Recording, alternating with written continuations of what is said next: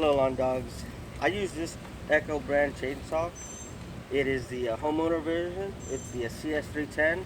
And what I do on a daily basis, in every property that we cut, we take all the debris and we pile it up in the truck.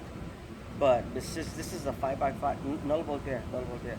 Since this is a 5x5 truck, bed in the back, you can only fit so much.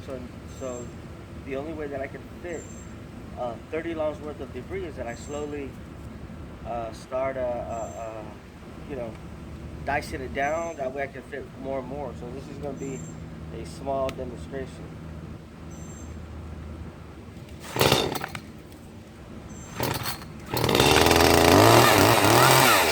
So here we go.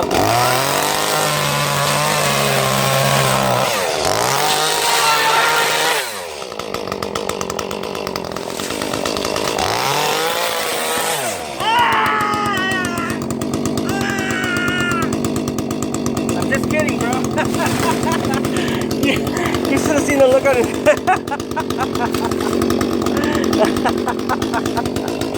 I'm just kidding. You